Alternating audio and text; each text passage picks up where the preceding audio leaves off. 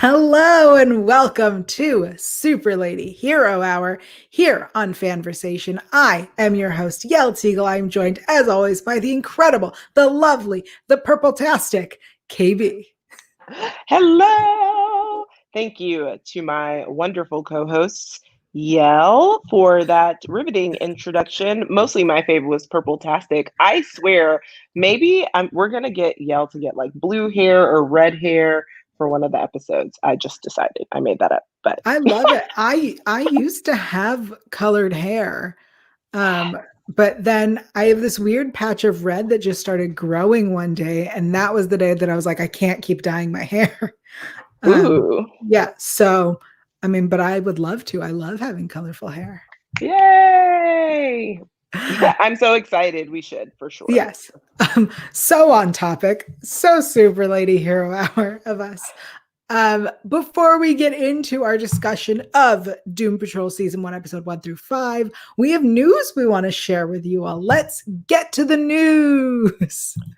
KB, you want to start us off? Yeah, so let's start with the Justice League. There were two announcements. So Jared Leto is returning as Joker. We saw him in the first Suicide Squad film. And yeah.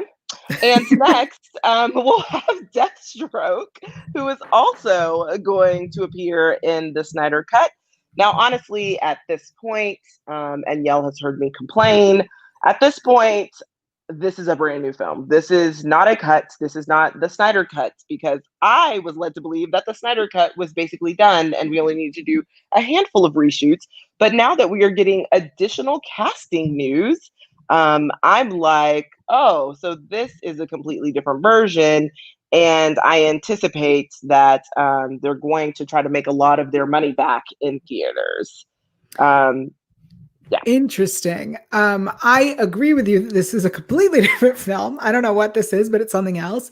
I'd read that with the addition of Deathstroke added to Joker, that means we're likely to get some sort of Injustice Society popping up. Or Injustice League, sorry. Not Injustice Society. Too many injustices. So that is what is rumored now, which is odd because I could have sworn we just announced a different villain. So I don't know what's happening in this. I don't understand anything because this also feels like a very different storyline. And so I'm like, oh, we are completely redoing the script and a handful of other things. So I just will expect a completely new film because that's the road that we're headed down. I am excited for Joe Manganiello because, I loved him as El Cid on True Blood. And, he was cast as Deathstroke, and then all of these moving parts ended up not moving. And so, now he's back and he's doing Deathstroke, and yay for him. But I have no idea where this is going. I guess I should say I assumed it was going one way, and now I should just scrap all of my assumptions and just go in with a fresh mind because, Yeah, I agree. That said, so the Jared Leto news feels like he got his chance. It wasn't great. We're moving on. Whereas Joe, didn't get a shot. He got a post-credit scene. So I think he does deserve to appear, and I'm really excited about that. I don't know that we need the Joker. My only hesitation with Joe, and it really has nothing to do with Joe's like abilities as Deathstroke. It's just that this is going to end up being a one and done. And we already know that the DCEU has a terrible consistency problem. I mean, hence why, we are going through the struggle of Jokers and Batmans and so many different things happening. And so I just feel like, he'll appear as Deathstroke and it may be a total of 15 minutes. You know what I mean? And then that's it. We'll never see his version of Deathstroke again. So that's kind of my hesitation. I get that. I definitely think this is the end of his Deathstroke. I just think that he didn't even get to do it. So I think that's why he's getting to do it now. Over in the MCU, Shang-Chi just wrapped filming, which is super exciting because that means Marvel's moving. I think that's the more exciting. Like, yeah, it's great. The movie's done filming, and yeah, we're looking forward to it. But this news means production has moved. Yes, yes. If only our dates would stand still. I feel Right. like we know that the Eternals is done. It's in post, but their date keeps moving. So I'm like, yay, you guys have finished. And hopefully it was a completely COVID safe experience. So yay to that. But also we still have to wait an eternity before it comes out. So I'm kind of sad because I'm like, oh, it's done. Oh, if only we could push post up and maybe push its date up, but we can't because Kevin Feige has a master plan and everything has to be in line. So, But I amount of time if they did that. You know what I mean? Like if everything was done and ready to go, but like we couldn't see it yet because theaters and COVID and life. And right. then we all got to go out and like every month there was a new movie for Oh, however many movies. And then, oh, that'd be so good. It's never going to happen, but it would be so cool. I don't even remember. Okay, so you know that AMC is allowing people to rent out theaters. And it just occurred to me, I was like, oh, my birthday's next week. Maybe I would want to do this experience, but they're playing films that I don't want to see. Like, I don't want to pay maybe $300 to $500 to see in the theater, even though I Right. do miss the theater experience, but I want to see something that I want to see. And so I was like, darn. But then I forgot and I thought about it again and I was like, oh, maybe I can just go to the drive-in because I keep forgetting about the drive-in, even though I used to go pretty regularly when I lived in Georgia. So I'm not sure why I keep forgetting about it. But every time I'm like, oh, the drive-in, yes, just go there. It's a solution. I mean, I also think that whenever these movies come out, you can still rent a theater. Yes, yes, and get, some friends, not too many, not more than 9 other people, because I think we're still doing 10 and under. Mhm. Um, I kind of feel like we could push the limit in a theater and maybe make it 20 because you could all sit super far apart because 20 people in a theater is nothing. You could Mhm. have your own row for sure. But, I just want to be safe. Guidelines. I want to adhere to the guidelines. So I might not push it. We're great at staying on topic today. I mean, it is on topic because we might have to run out of theater to see Shang-Chi. That's true. That's true. We might get there.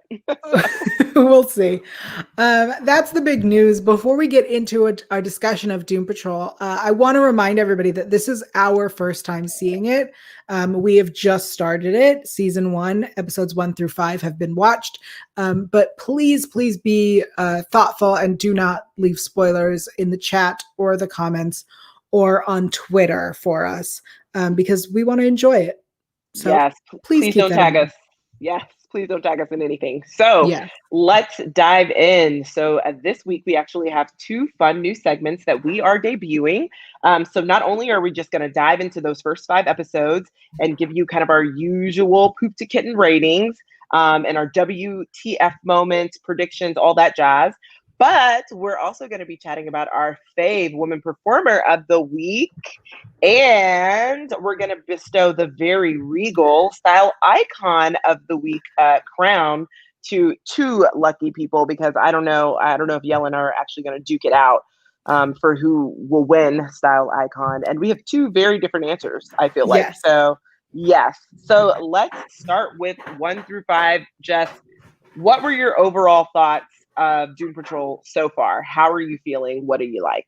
Yeah, so I'm loving this show so far. I was a big fan of a show called Dirk Gently, which was on BBC America, and a show called Happy, which was on Sci-Fi. And The Boys also does this to an extent. I feel like those shows take a premise and just go balls to the wall bananas. They're like, wouldn't it be fun if this random thing that makes no sense pops in? And they're like, yeah, let's do it. And that's how I felt the moment they were like, the donkeys adore. I was like, this is my kind of show. The donkeys adore. This is weird. And like they dive into the donkey. And I went, I'm in. I'm so in. I don't need to know or understand any of it. It's weird and crazy. And they get there and they put on their headsets. And I was like, this is bananas. That solidified the moment for me because I was enjoying it before, but that like told me to sit back, relax, stop trying to figure it out or like trying to follow along, just take it in and enjoy it. What did you think, KB? So we had two completely different experiences, but I think it really speaks to kind of like how our minds work and the balance of it, because I was watching it and I had so many questions, like a list of questions. Like I'm trying to figure things out because the show is so bananas. And I do feel like it's sometimes overly ambitious, which I'm hoping changes. I'm hoping they find their groove, because I know it's exceptionally hard when you have an ensemble cast to kind of navigate and manage everyone's unique storylines. So I will say what they do well is making sure you know kind of the inner workings of every character's background and trying to tie that in either through flashbacks or whatever the adventure of the week is. So Mhm. I'm good with that, but I do sometimes wish that they would like scale back just a little. Like instead of us talking about 35 things in this one episode, maybe let's just talk about 25, just maybe. So I'm like, that's my only hesitation thus far. So I don't hate it. I do absolutely think that the performances are really, really good.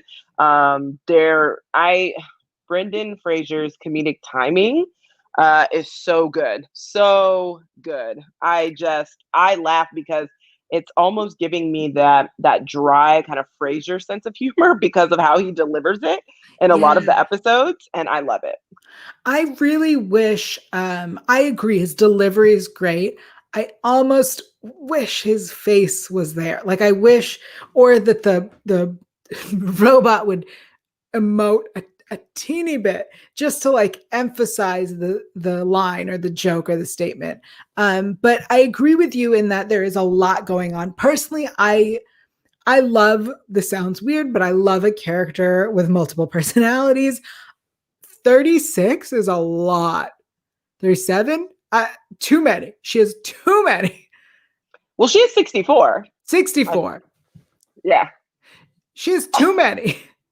She is. I mean, honestly, there's so much happening. I can't even imagine. Like, that's a lot to navigate, truly. And Um, so, yeah, she has a lot. I will say her the whole, so once we get to the cult stuff, um, I I remember that episode starting and I went, well, I'm completely lost. I have no idea what's happening. I don't even get it. And then Mark Shepard shows up and does not help explain. And then I had to remind myself, like, just watch it. Stop trying to figure it out and let it happen. And eventually it made some sense, or it like got to a point. Yes, that face you're making. Talk to me. Well, mostly because I'm thinking I should probably try to take your approach watching the remainder of season one and maybe not try to overanalyze it in a lot of ways. Mhm. Maybe that will be helpful. Yeah. I just honestly, I thought that whatever was happening was going to tie into the other stuff, and so far it didn't. So I was like, well, I just have to not. You just have to Yeah. not expect it to. You have to lower your expectations and just enjoy the shenanigans. Just enjoy the wild ride. Yeah. Okay. Got it. Got I it. So mean, yeah, that's how it's worked so far. Who knows what will come next?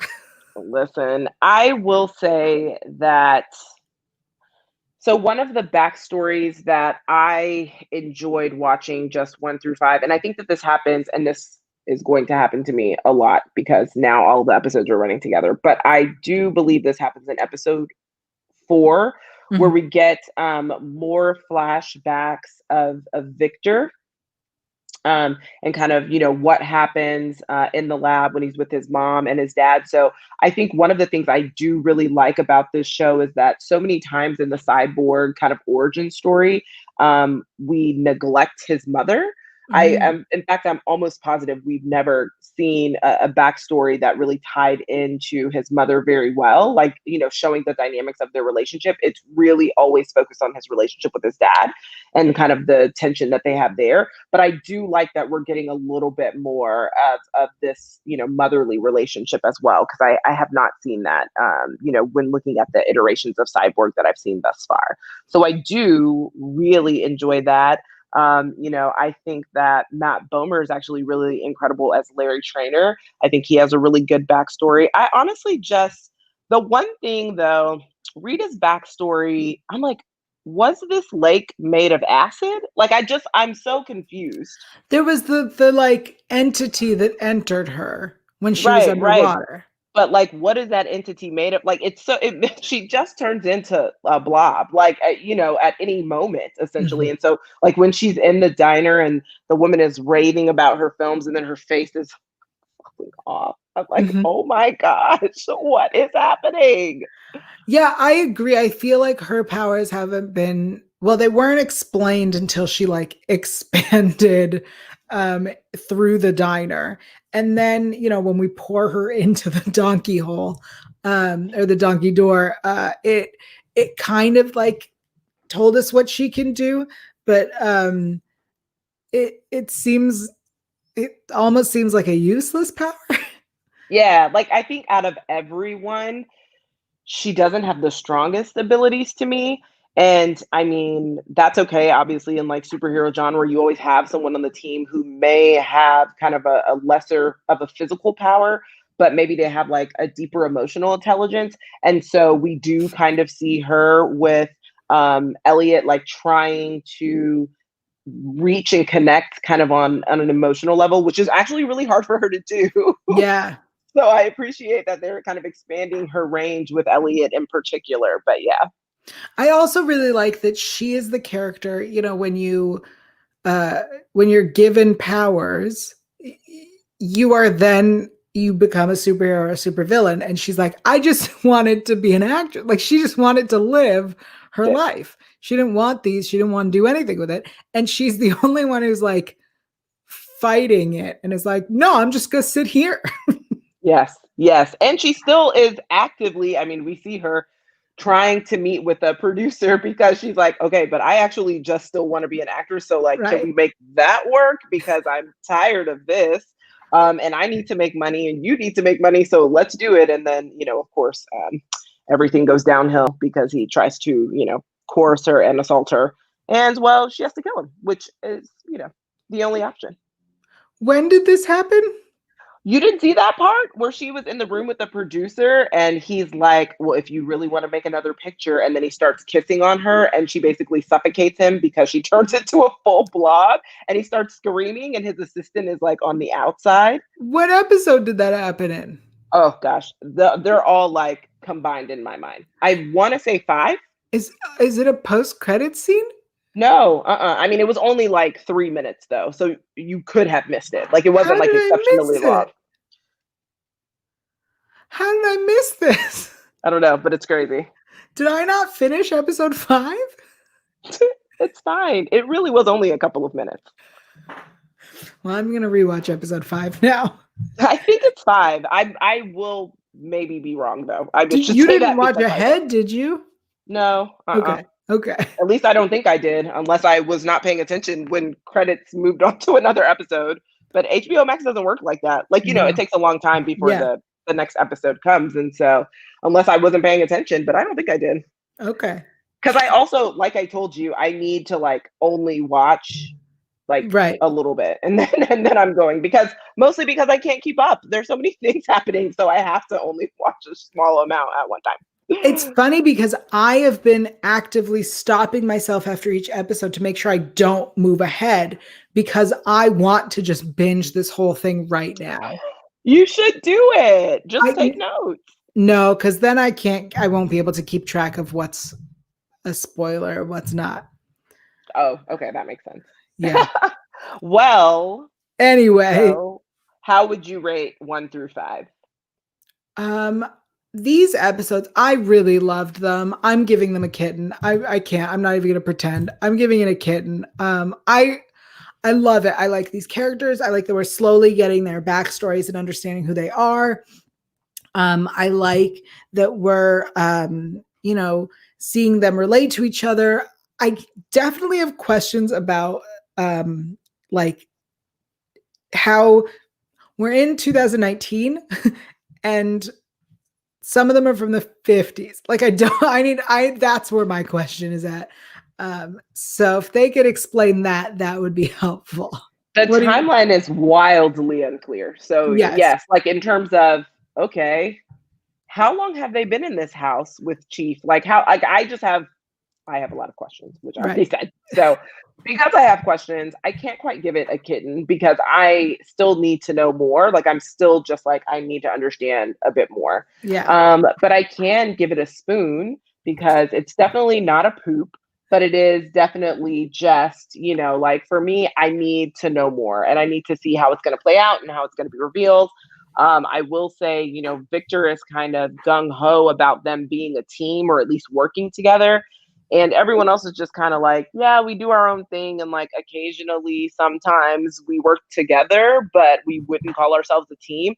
And so I'm just curious how this is going to play out moving forward because they are very separate in a lot of ways, or, they're only working with one other person on a specific goal, but, they're complaining about it the entire time. It's not like they are lovingly, actively working together. They're just like, we have to Right. do this thing. So, but I am definitely giving it a spoon because I really, really, really enjoyed episode 4. Like that for sure has been my favorite episode thus far. I love, I love this physical book being Elliot. I love all of the kind of magic that came with this, the magic plus the science.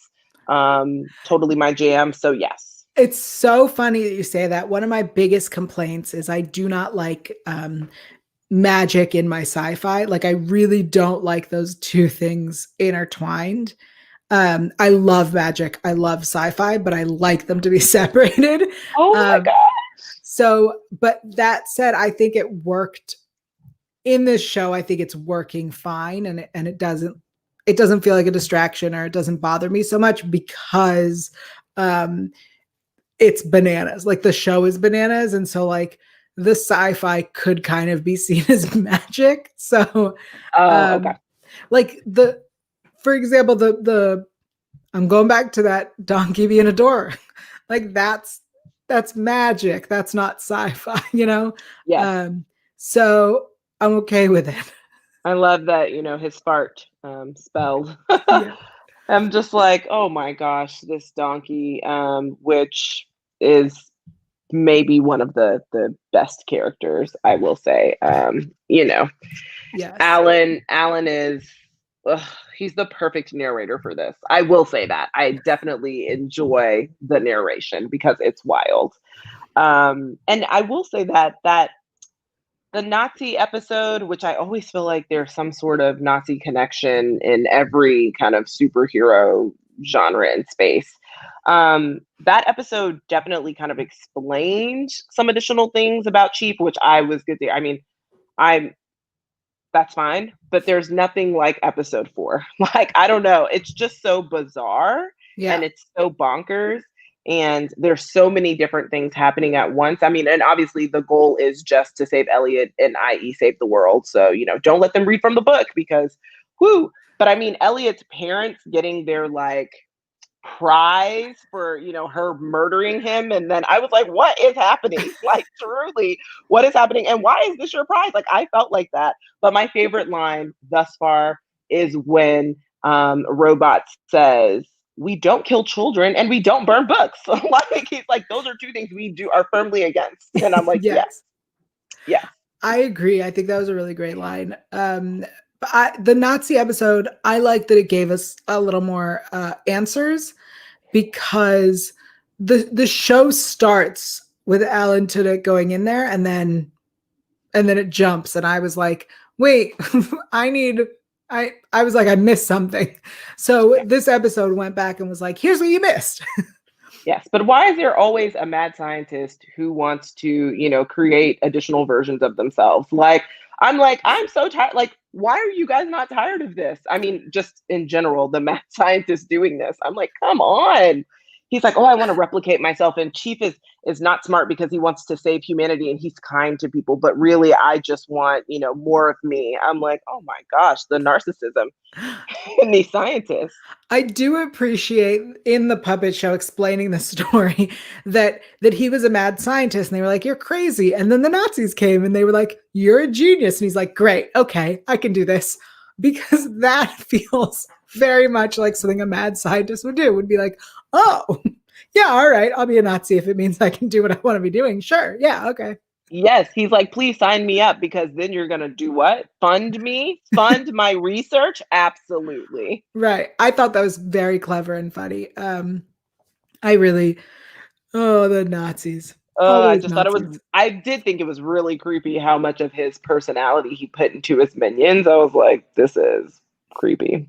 Like, it's creepy. Like, Yeah. yeah. Speaking of these moments, what was your WTF moment of the first 5 episodes?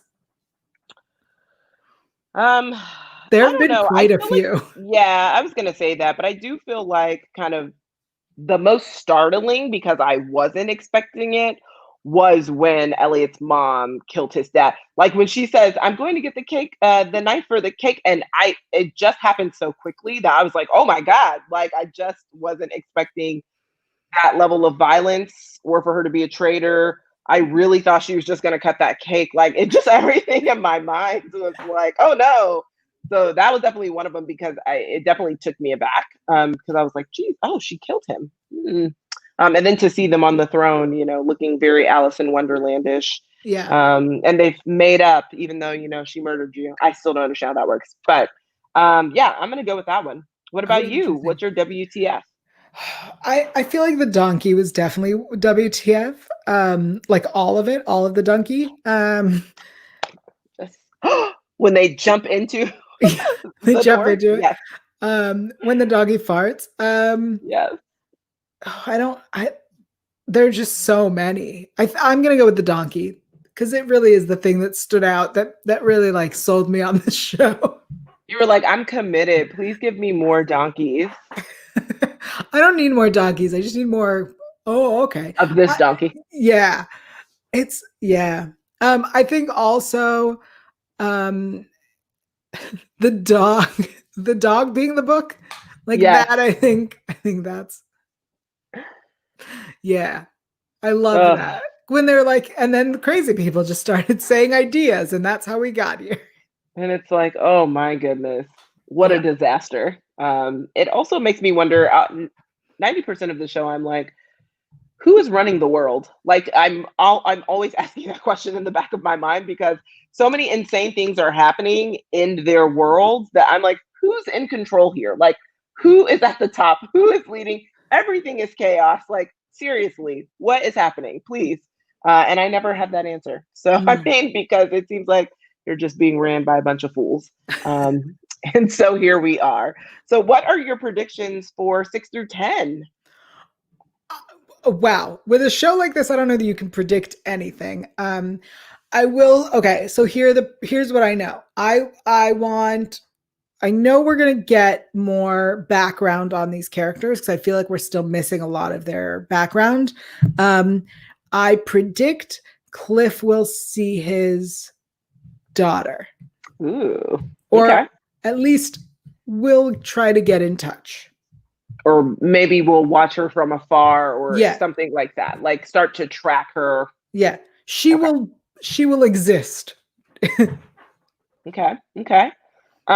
So predictions, because it is really hard. Right. I think I'm Anything could predicting that happen. we are going to see, yeah, I'm predicting we're gonna see at least 5 more personalities Mm. because of Jane's personalities, because I think that Jane is really kind of a secret weapon in the sense that it's hard because she doesn't know how to control them or she can't force them. Like she says, they don't control me, I don't control them.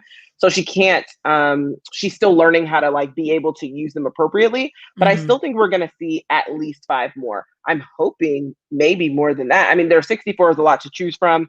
But I don't want season 1 to be overwhelmed with all of the personalities. Like I feel like they need to spread them out because there are so many. But I'm hoping that, even with us seeing more of those personalities, we get to know more of that little girl that's on the inside, and just more of her actual personality, just her, and kind of seeing more of that shine through as well, in addition to the other personalities. Because I'm mostly curious about what their powers are. Like having 64 Sure. superpowers is wild. And like you said, having 64 personalities, but the fact that they are paired with a different superpower Mhm. is a lot. So I am just curious to see kind of what else we get in this scenario. It's honestly, it feels like too much, and the idea that they can't like I understand that she's like, we don't, no one's in control, we're all equal.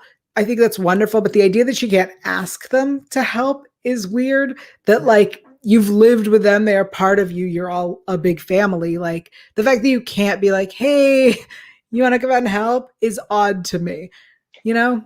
Well, the same thing, I mean, Larry can't do it either.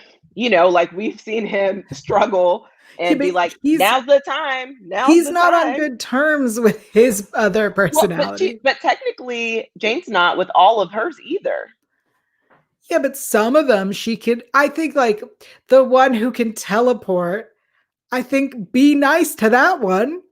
Because we need this power 9 times out of 10. We could use that Genuinely, one. they were in the snow globe, and I was like, where's the teleport power? Yes, yes, because they're trapped, and all robot. I should stop calling robot Cliff. All Cliff is doing is complaining about being there. Which, to Right. be fair, it is Jane's fault that they're there.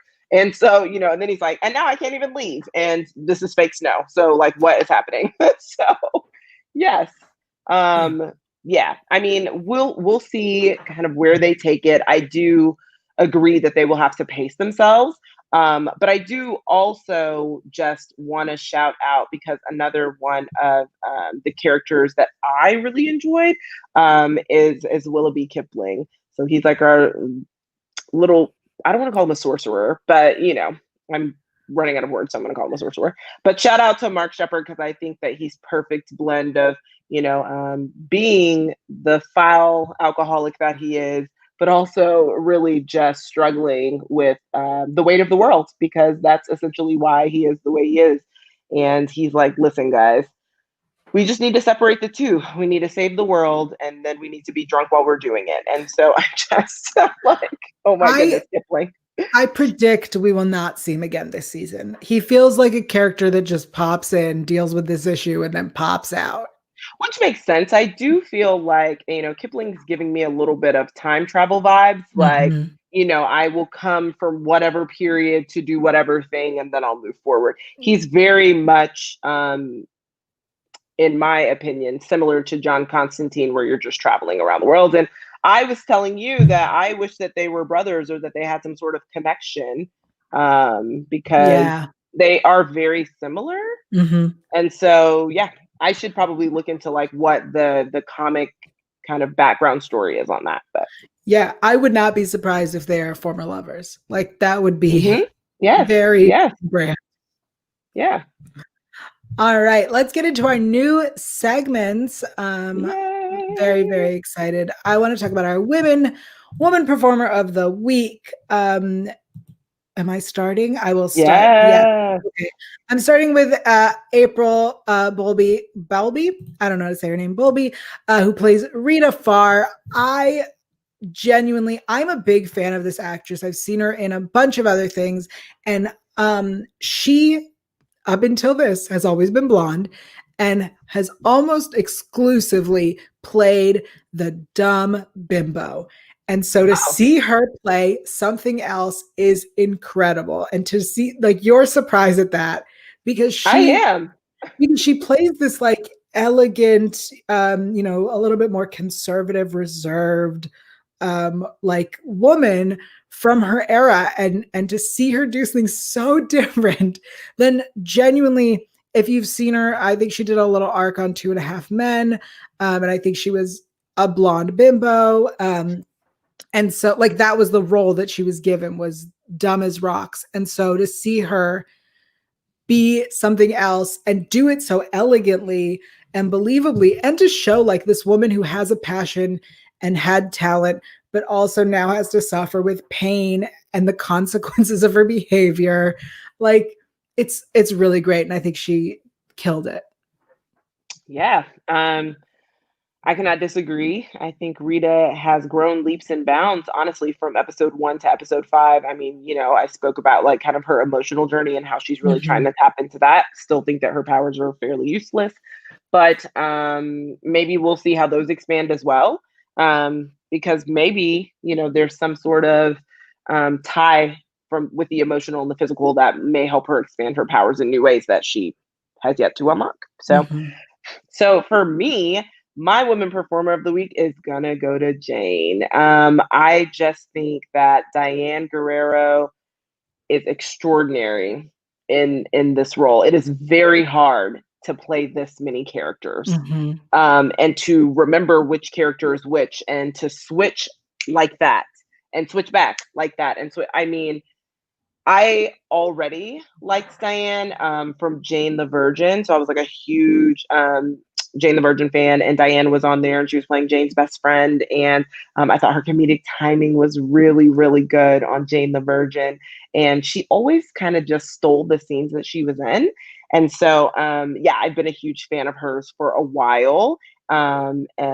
She really knocks it out of the park as Lena. But yeah, I think that I can't even imagine anyone else in this role, if that makes sense. Mm-hmm. I can't even see another actress doing this. And, I actually kind of feel bad because the emotional roller coaster that Jane goes on in one episode within 5 minutes, I mean, alone is like really impressive for an actor to be able to pull off. And so, yes, I am definitely going with Jane. I think specifically in episode 5, there is a softness between her and Chief. So when Chief comes back, and we get to see, their reunion, it's just very interesting. Like her dynamic with Chief is the one that I'm always most interested in because it seems like that's more of who she actually is. But it's Mm-hmm. really hard to tell because you never know kind of what the personalities we are going to get. But Right. I enjoy that dynamic because it seems like, he is one of the very few people that she feels like she can trust. I still think up until this point, she actually doesn't trust anyone on this team. And also, she has all the powers. So, like, realistically, she could do all of this work by herself for the most part. But so, Yeah. yeah, I just feel like I can't imagine her performances getting any better because I just feel like they're aces. But I can't wait to see what happens in 6 through 10 for sure. I agree. I think, my only reference for her is Orange is the New Black, where she played a different character. Yes. And to see her in this role and balancing, funny and aggressive and strong and vulnerable and all of these different emotions. She's just so an incredible talent. And I feel like we've only had a few actresses who had to play this many roles in a show. I would say that Tatiana Maslany on Orphan Black Yes.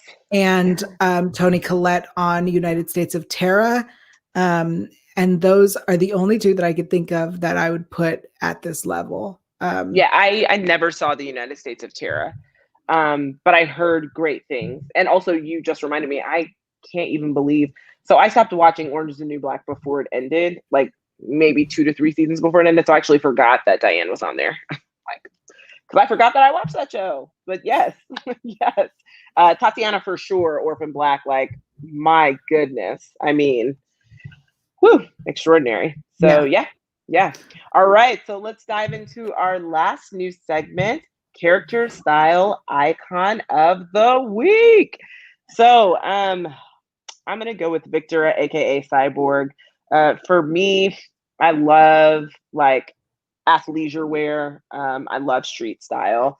I love a great pair of sneakers, and I feel like they just dress him perfectly. For me, I've never seen another cyborg dressed in this way. I feel like in the DCEU, when they were dressing Cyborg, he was very he was in like a lot of gray, like Mhm. always gray.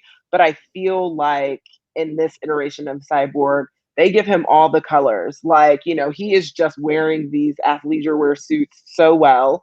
And I just think it just brings out his personality, which might be an odd thing to say because he is, a cyborg. But I do feel like it makes it his own. Like he becomes, kind of like this own version of Cyborg, and I love it. So yeah. I agree. I think that, I feel like a younger version of Cyborg.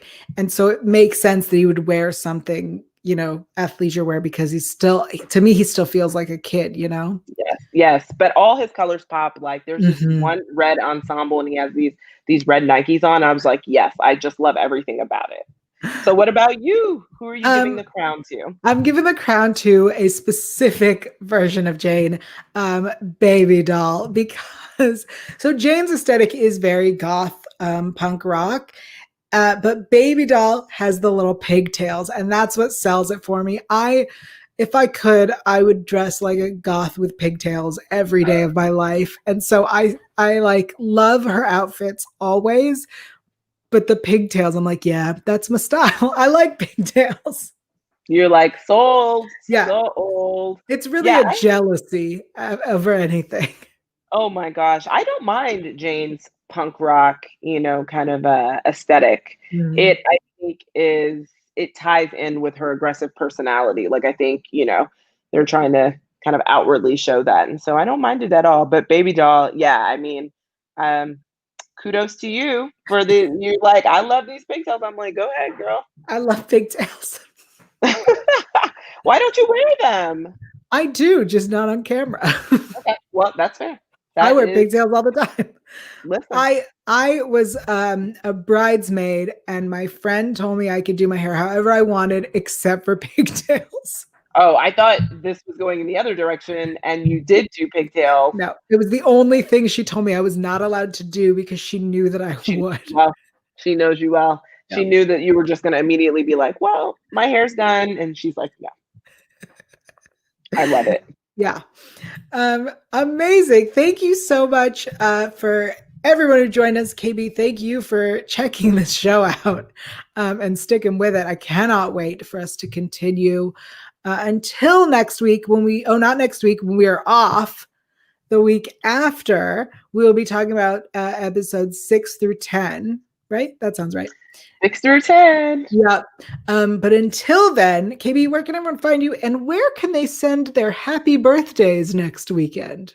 Oh, thank you. Yes, you can find me on Twitter and Instagram at the Lady KB, TheLadyKayb.